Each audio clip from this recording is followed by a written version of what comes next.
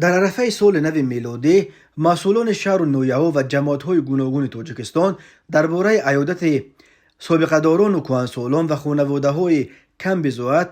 و ارائه بسته‌های توبه‌های سال نوی یا کمک‌های غذایی به این شهروندان خبر دادند. اما طور شهرداری استرافشان در صحیفه‌اش در فیسبوک خبر داد در این شهر با یک اقدام برای مقامات دولتی تاجیکستان کم سابقه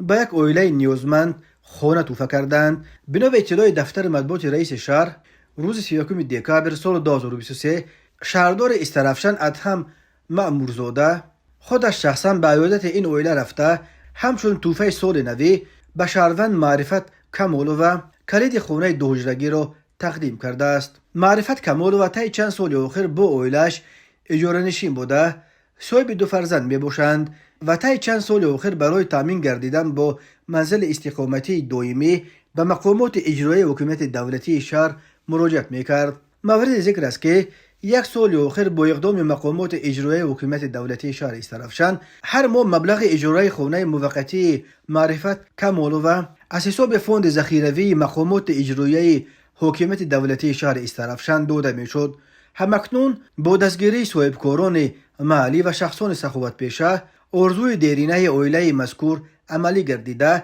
در عرفه سال نو صاحب منزل استقامتی شخصی گردیدند. گفته می شود در اطلاعیه دفتر مطبوعات رئیس شهر استرافشان درباره اینکه کدام از صاحبکاران محلی و شخصان سخاوت پیشه برای صاحب خانه شدن عائله معرفت کمالووا کمک رسانیدند چیزی گفته نشده است. قبلا درباره چندین مورد از جانب مقامات شهر نویهو تحفه کردن خانه گزارش شده بود، ولی اساساً سخن درباره تحفه کردن خانه به ورزشگران و اهل فرهنگ برای دستاوردهای ارزشمندشان در عرصه بین المللی می رفت و به عائله‌هایی که چهارگانه و حتی پنجگانه به دنیا می آوردند. به عائله‌های محتاج و کم بضاعت تحفه کردن خانه از جانب شخصان سخاوت پیشه و صاحبکاران نیز خبرها زیاد نشر می شوند، ولی به چنین کار خیر تشبث کردن مقامات محلی حتی با کمک صاحبکاران و مردم دست بخیر در تاجیکستان حادثه خیلی نادر است. 10 نفر در زیر این خبر در فیسبوک